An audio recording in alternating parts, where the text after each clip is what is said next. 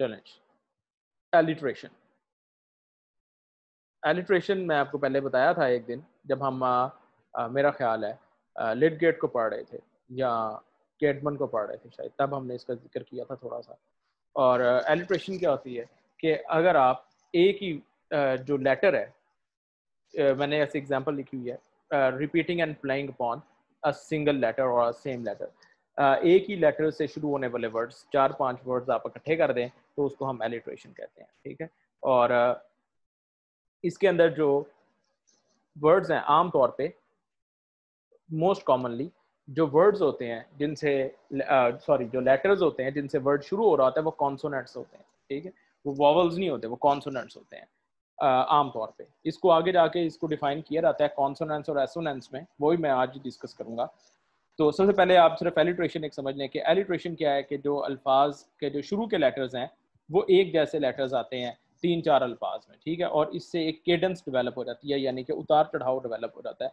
और रीडर जो है वो उसको एंजॉय करता है, तरन्नुम जिसे आप कहते हैं, वो तरन्नुम हासिल करने के लिए इस तरह का मामला किया जाता है। और यहाँ पे क्या लिखा है, repeating and playing upon the same letter, it is a figure of speech in which consonants especially at the beginning of the words और स्ट्रेस सिलेबल्स आर रिपीटेड। और कॉलरेज की कुबला खान आपने यकीनन सब ने पढ़ी होगी, इसीलिए मैंने इसकी एग्जांपल जो है ना वो निकाली कि सब लोग ही उसको पढ़ते हैं। 5 miles meandering with a mazy motion। अब देखें जरा, miles, meandering, mazy and motion। अब जब अब इस तरह के अल्फाज आते हैं तो एक केडेंस जो है वो डेवलप हो जाती है, ठीक है। एक उसके अंदर आप कह सकते हैं तरन्नुम डेवलप हो जाता है। तो ये एलिट्रेशन है। अब एलिट्रेशन की आगे जो है ना फर्दर 2 टाइप्स हैं, यानी कि जिसके अंदर इसको डिवाइड किया जाता है, फर्दर डिवाइड किया जाता है। अगर तो एलिट्रेशन जिन वर्ड्स पे, जिन लेटर्स पे यूज़ की जा रही है, वो लेटर्स अगर वॉवल्स हों तो उनका नाम एसोनेंस होता है, और अगर वो कॉन्सोनेंट्स हों तो उन्हें हम कॉन्सोनेंट्स कहते हैं, ठीक है। अब उसकी मैं एग्जांपल अगली जो स्लाइड है इसके ऊपर आपको नजर आएगी। हाँ जी, ये है एसोनेंस और कॉन्सोनेंट्स।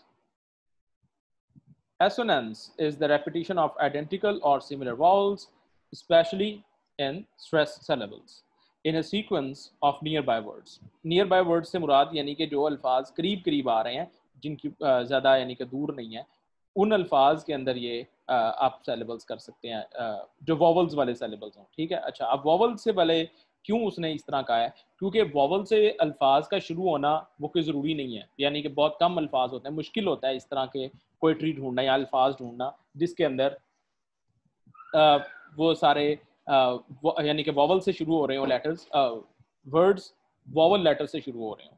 इस तरह के अल्फाज ढूंढना पोइट के लिए कई दफ़ा बड़ा मुश्किल हो जाता है और वाकई बड़ा एक टफ काम है। तो वो करते क्या है कि इसके अंदर अगर एक वॉवल आपने यूज़ किया है एक लफ्ज़ में, तो अगले लफ्ज़ के अंदर भी वही वॉवल यूज़ किया जाता है। उससे होता क्या है, क्योंकि वॉवल्स जो है असल में हमारी जो कॉन्सोनेंट साउंड्स हैं, जिन्होंने लिंग्विस्टिक्स पढ़ी है उनको बड़ा क्लियरली पता होगा, वैसे भी हर एक को पता होगा कि कॉन्सोनेंट्स जो हैं वो सिर्फ ऐसे साउंड्स हैं जिनका कोई जिनके अंदर उतार चढ़ाव कोई नहीं होता, ठीक है। बिल्कुल सीधी साउंड्स होती हैं, जिस तरह के और आपको ये भी पता होगा कि इंसान और जानवर की आवाज़ में फ़र्क क्या है, कि इंसान जो है वॉवल्स प्रोनाउंस कर सकता है, जबकि जानवर जो है वो सिर्फ कॉन्सोनेंट साउंड्स प्रोड्यूस करते हैं, ठीक है। उनके अंदर वॉवल्स नहीं होते, ठीक है।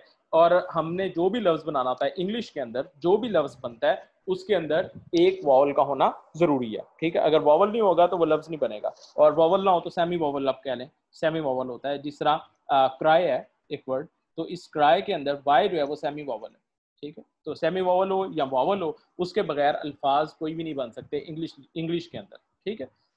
तो यहाँ पे एग्जाम्पल अगर आप देखें, ओट ऑन अ क्रिएशन अर्न, और ये भी आप लोगों ने पढ़ा हुआ है, इसके अंदर उसने क्या किया है, धाउ स्टिल अनरेविश्ड ब्राइड, अनरेविश्ड आई इसके अंदर भी आ रहा है, स्टिल के अंदर भी आया, bride of quietness, thou foster child of silence and slow time.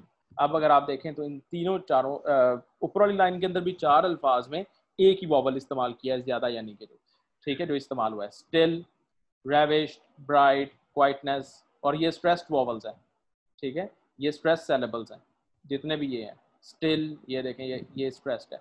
इसी तरह सॉरी इसी तरह अनरेविश्ड के अंदर फिश, ये एक स्ट्रेस सेलेबल आता है। इसी तरह ब्राइड और ये क्वाइटनेस। बहरहाल ये ज़्यादा इसकी डिटेल्स के अंदर जाने की ज़रूरत नहीं है, सिर्फ आपको ये पता होना चाहिए कि वॉवल्स के ज़रिए अगर एलिट्रेशन क्रिएट की जा रही है तो उसको हम क्या कहते हैं, एसोनेंस। ठीक है, अगर vowels same vowels close proximity में इस्तेमाल किए जा रहे हैं, यानी कि एक नियर बाय वर्ड्स के अंदर इस्तेमाल किए जा रहे हैं, तो वो एक केडेंस डेवलप करते हैं, एक तरन्नुम बनाते हैं, और इसको हम कहते हैं एसोनेंस। और कॉन्सोनेंस क्या होती है, कॉन्सोनेंस के अंदर आप एक या दो कॉन्सोनेंट्स ले लेते हैं और उन कॉन्सोनेंट्स का एक सीक्वेंस बनाते हैं, वो रेपिटेशन उनकी होती रहती है। ठीक है, और वो रेपिटेशन आपको अगर फर्स्ट ईयर की बुक अक्सर लोग आप में से पढ़ा रहे होंगे, या भी इतने पुराने नहीं होंगे, आपने फर्स्ट ईयर की पोएम्स अगर आपको याद हो तो उसके अंदर आपने एक पोएम पढ़ी होगी, ओ वेयर आर यू गोइंग, तो उसके अंदर से एक स्टैंजा जो है वो मैंने निकाला है, वो देखें जरा, अगर आपको इसमें देख सकते हो, out of this house set rider to reader, और नीचे देखें fairer to fearer, hearer to honour to horror, sorry honour नहीं है ये हॉरर है, as he left them there, as he left them there. Sound issue,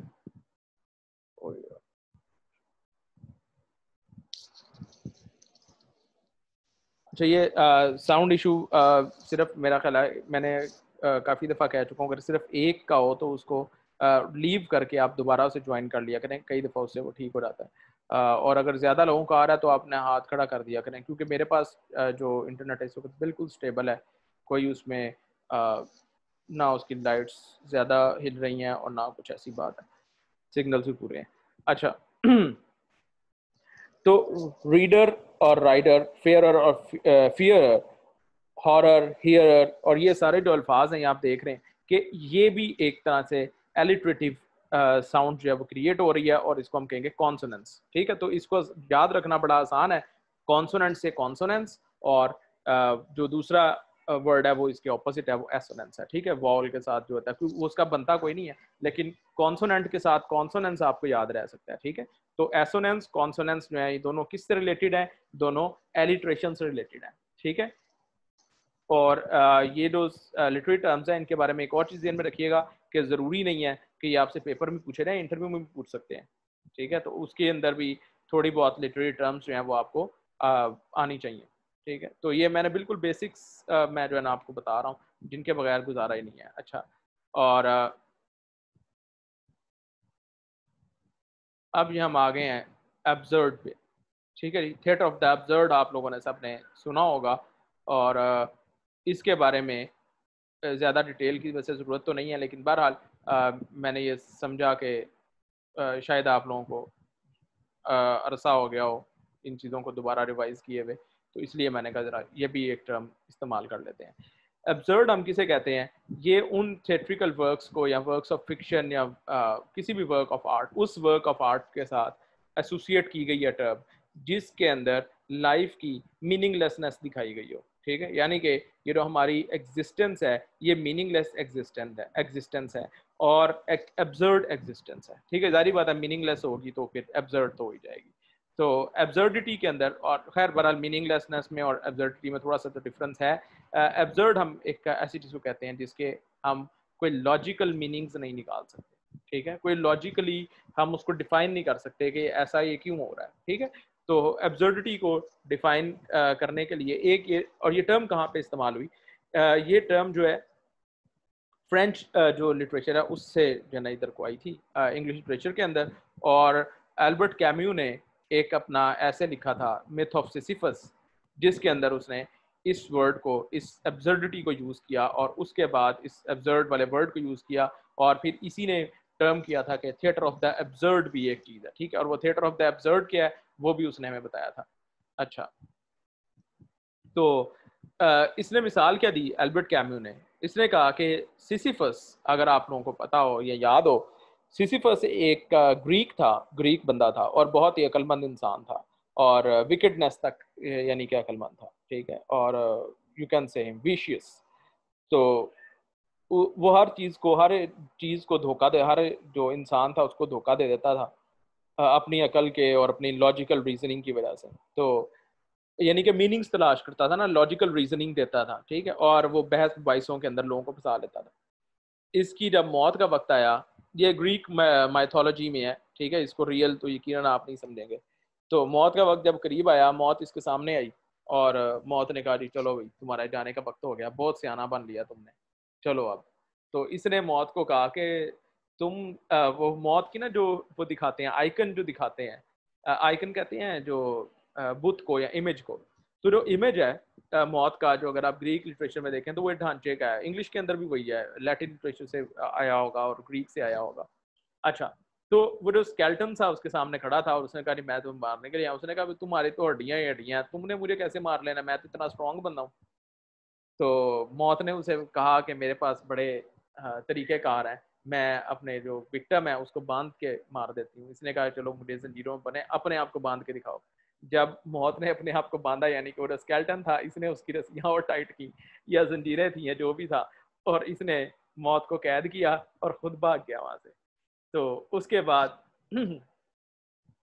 मौत पता नहीं कितने दिन भूखी प्यासी रही वहाँ पे और उसके बाद जो है बहरहाल सिसिफस जो है वो काबू आ गया। तो गॉड्स ने इसको एक सजा दी, और सजा क्या दी, उन्होंने कहा कि ये मौत नहीं आएगी इसे अब, ठीक है, एक तो मौत नहीं आएगी, दूसरा क्या, उन्होंने कहा जी इसको एक वादी के अंदर फेंक दिया। उस वादी के अंदर चारों साइडों पे एक जैसे बाउल शेप, प्याला नुमा, यानी कि जो है ना वादी थी, और उसके दरमियान में एक पहाड़ था। और ये क्या करते थे, ये एक पत्थर इन्होंने उसको दे दिया कि ये पत्थर रोल करते करते तुमने इसकी टॉप पे लेके जाना है, जिस दिन इसकी टॉप पे चला जाएगा, रुक जाएगा ना, उस दिन तुम्हारी जान छूट जाएगी। अब इडिपस सॉरी सिसिफस साहब रोजाना धक्का लगाते थे उस पत्थर को, लेकिन वो पत्थर गोल था। अब वो जैसी टॉप पे जाता था वो दूसरी तरफ लुढ़क जाता था, फिर सिसिफस दोबारा एफर्ट करता था, ठीक है। अब ये जो एक मिथ है ना सिसिफस का, इसको एक तरह से इन लोगों ने, बल्कि कैम्यू ने एक सिंबॉलिक ले लिया कि आप सिंबॉलिकली अगर देखें तो हर इंसान की ज़िंदगी ऐसी ही है, सब ने अपने अपने बोझ उठाए में है, हर बंदा अपना अपना एक स्टोन है जिसको रोल करता हुआ टॉप पे लेके जाता है, और शायद ये समझता है एक जगह पे लेके जा रहा है, कोशिश कर रहा है कि जब मैं यहाँ पहुंचूंगा तो वो ठीक हो जाएगा, ठीक है। और जब वो बंदा वहां पहुंचता है तो प्रॉब्लम्स रिजॉल्व नहीं होते, बल्कि नए प्रॉब्लम्स जो है ना वो डेवलप हो जाते हैं, ठीक है। जिस तरह आप में से तकरीबन शायद सब भी समझते हो कि ये जॉब अगर हमारी हो गई तो हमारे मसले जो है वो सारे ख़त्म हो जाएंगे, लेकिन ये जॉब हो जाएगी इंशाल्लाह, उसके बाद मसले लेकिन ख़त्म नहीं हो सकते, वो चलते ही रहेंगे, ठीक है। ये ज़िंदगी की ब्यूटी ही ये है कि इसके अंदर प्रॉब्लम्स, और अगर सारा कुछ ना हो तो फिर आप किस तरह रह सकते हैं। अच्छा, अब वो ये क्या कहते हैं, जो फिलोसोफर्स हैं इस ड्रामा के या इस आर्ट के, या ये फिलोसफी को समझते हैं या मानते हैं, वो लोग ये कहते हैं कि इंसान की ज़िंदगी असल में बिल्कुल ऐसी ही मीनिंगलेस और एब्सर्ड है। हम लोग जो भी एफर्ट कर रहे होते हैं इट इज़ यूजलेस। हमें लगता है कि हम उस तक पहुंच जाएंगे, लेकिन क्योंकि हम पहुंच नहीं पाते, इसलिए वो सारी जो एफर्ट्स हैं हमारी, वो सारी डिस्ट्रॉयड है, ठीक है। और ये हम एब्सर्डिटी के साथ ज़िंदगी गुजार रहे हैं, और ये भी कहते हैं कि हमारी सारी ज़िंदगी जो है वो इंतज़ार का नाम है असल में, ठीक है। We are waiting, man is waiting, is waiting forever. और ये, हाँ यही शायद लाइन थी, man is waiting forever, या it is everlasting wait, इस तरह की कोई एक लाइन है, मेरे जहन में एग्जैक्ट वर्ड्स नहीं है, लेकिन मतलब उसका यही है कि हम हमेशा वेट के अंदर जो है ना वो, सॉरी अब याद आ गया, मैन इज एटर्नली वेटिंग। तो इंसान जो है वो एटर्नली वेटिंग है, यानी कि हमेशा इंतजार कर रहा है, और वो इंतजार किसका करता है, the good days that never come. और वो आते भी हैं तो एकदम पता भी नहीं लगता कि वो किधर गए हैं, तो वो गुड डेज का इंतजार करता रहता है या अच्छे वक्त का। तो ये सारा कुछ उस वक्त के इंतजार में गुजर जाता है, जो वक्त कभी नहीं आता, और इसीलिए इसको एब्सर्ड कहा गया, ठीक है। और इसके अंदर सैमुअल बेकेट आपके कोर्स में है, जो आपने पढ़ा होगा। और yes, as in Waiting for Godot, and I was saying the same thing, and no one is supposed to send me any message in the chat because I am recording it and I am distracted, or please don't distract me. तो मैं क्या कह रहा था, हाँ जी, Samuel Beckett जो आपने course में पढ़ा है उसका वेटिंग फॉर गॉडो आपने पढ़ा है, ठीक है। वेटिंग फॉर गॉडो नहीं पढ़ना आपने, इसे, ये गाडो है, ठीक है। वेटिंग फॉर गॉडो कोई लफ्ज नहीं है, गाडो इज द वर्ड। और अगर आपने इसको चेक करना हो, you can go on YouTube and play the drama waiting for Godot. और जब वो बोलेंगे एस्ट्रागन और व्लादिमीर, तो आपको बार बार वो यही कह रहे होंगे, we are waiting for Godot. और बड़ा एक इंटरेस्टिंग उन्होंने ड्रामा बनाया हुआ है, यूट्यूब पे पड़ा हुआ है मेरा ख्याल है, शायद आप भी पढ़ाओ। तो एक इंटरेस्टिंग चीज़ है अगर आप उसे देखना चाहें। उसके अलावा और भी लोग थे, एडमॉफ था और भी कई जो फिलोसफर्स थे, और सैमुअल बेकन भी फ्रेंच में, और फ्रेंच से फिर इसे इंग्लिश में ट्रांसलेट किया गया, ठीक है जी। और ये कैम्यू का जो मैंने यहाँ पे कोट लिखा हुआ है, ये ज़रा देखें तो ये क्या कहता है, इन a universe that is suddenly deprived of illusions and light, man feels a stranger. Illusions and light मतलब क्या है इसका, कि हमारी जो जिन चीज़ों को हम समझ रहे होते हैं कि ये मेरे लिए बड़ी फ़ायदेमंद चीज़ है, वो असल में इल्यूजन होती है, ठीक है। इल्यूजन्स हैं हमारे पास, और इल्यूजन ऑफ हैप्पीनेस है किसी के पास इल्यूजन, मुख्तलिफ इल्यूजन्स हैं जो हमने डेवलप की हुई हैं अपने अंदर, ठीक है। और उन्हीं इल्यूजन्स के ज़रिए इंसान ज़िंदगी गुजार रहा है, लेकिन once those illusions are gone, man feels himself as a stranger in the world. तो जिनकी इल्यूजन्स ख़त्म हो जाती हैं, उनके लिए ज़िंदगी गुजारना ज़रा थोड़ा सा, या उनके ज़िंदगी के मीनिंग्स जो हैं वो डिफरेंट हो जाते हैं, और अक्सर लोग इसी इल्यूजन से बाहर नहीं निकलते और निकलना चाहते भी नहीं हैं, ठीक है, ताकि बस किसी चक्कर में लगे रहें। His is an irredeemable exile, the divorce between man and his life, the actor and his setting, truly constitutes the feeling of absurdity। और ये क्या असल में तफरीक है कि बंदा कहीं और है, जिंदगी कहीं और है, ठीक है। इंसान की और जिंदगी में दरमियान में एक गैप आ गया है, एक्टर एंड हिज सेटिंग, यानी कि एक्टर कुछ और कर रहा है और सेटिंग्स जो है वो कुछ और की गई हैं। तो बहरहाल ये जो थिएटर ऑफ द एब्सर्ड है, इसके पर हम आगे जाके डिबेट करेंगे जब हम जब हम कोर्स कर रहे होंगे, उस कोर्स की रिवीजन जब कर रहे होंगे, उस वक्त इसके ऊपर दोबारा हम आएंगे, ठीक है। तो अभी एब्सर्ड समझने के लिए सिर्फ यही काफ़ी है कि वो लिटरेचर, या जिस तरह ये लिखा हुआ है, the term is applied to a number of works in drama and prose fiction which have in common the view that the human condition is essentially absurd, यानी कि इंसान जो है वो एब्सर्ड कंडीशन के अंदर एग्जिस्ट कर रहा है, ठीक है जी। आगे चलते हैं अगली लिटरेरी टर्म की तरफ, और ये है आर्केइज्म। एक मैंने और करूँगा, आर्केइज्म के बाद एक और। अच्छा, आर्केइज्म क्या है? अगर आप डिक्शनरी खोलें और उसके अंदर ऐसे वर्ड सर्च करें जो चौसर ने इस्तेमाल किए हुए हैं, ठीक है। मिसाल के तौर पे अगर आप एनॉन, एक वर्ड है एनॉन, ANON, एनॉन, जिसका मतलब है सून, ठीक है। अब अगर आप उसको आप क्या यूज़ कर सकते हैं अपने, आप लिख रहे हो एप्लीकेशन और उसको प्रिंसिपल को आप ये कह रहे हो आई विल ज्वाइन एनॉन, ठीक है। वो प्रिंसिपल कहेगा अभी ये क्या इसने इस्तेमाल कर दिया, ठीक है। लफ्ज़ तो ठीक है ये, लेकिन ये लफ्ज़ असल में पुराना हो चुका है, ऑब्सोलीट जिसे हम कहते हैं, ठीक है। ऑब्सोलीट जो चीज़ें हो जाती हैं उनके लिए वो वर्ड्स और एक्सप्रेशंस जो ऑब्सोलीट हो जाएं, उसको हम कहते हैं ये आर्केक हो गए हैं, ठीक है, आर्केक। और आर्केइज्म यानी कि वो तरीकाकार, यानी कि उन अल्फाज को इस्तेमाल करना जो अल्फाज आर्केक हो चुके हैं, ऑब्सोलीट हो चुके हैं, उसे हम आर्केइज्म कहते हैं, ठीक है। यानी कि अगर मैं आज लिख रहा हूँ और मैं अल्फाज इस्तेमाल करना शुरू करूँ, अगर आपको याद हो, एक पोएम आपने पढ़ी होगी यकीनन, जो पंजाब यूनिवर्सिटी के सिलेबस में, तो वो है Chaucer by TS Eliot, no, by Ted Hughes. Ted Hughes की पोएम है चौसर। अगर आपने वो पढ़ी हो तो उसने जो बिगिनिंग की है वो उन्हीं अल्फाज से की है जैसे चौसर ने अपने प्रोलॉग की है, ठीक है। और वो अल्फाज भी वही इस्तेमाल करता है, यानी कि पुराने अप्रैल के स्पेलिंग भी पुराने, मार्च के स्पेलिंग भी पुराने, ठीक है। वो सारे वर्ड्स पुराने इस्तेमाल करता है। अब ये उसने क्या किया है, आर्केइज्म, ठीक है, उसने पुराने अल्फाज को इस्तेमाल किया है। और अगर आप डिक्शनरी खोलते हैं और उसके अंदर एनॉन का मतलब देखेंगे तो आपको देखेंगे एक ब्रैकेट में छोटा सा लिखा होगा ARCH, ठीक है। आर्च, उसे आपने आर्च नहीं पढ़ना, वो आर्केक असल में उसका उसका उन्होंने शॉर्ट किया हुआ है, ठीक है। आर्केइज्म या आर्केक को उन्होंने स्मॉल करके, शॉर्ट करके उन्होंने आर्क लिखा होता है, ठीक है।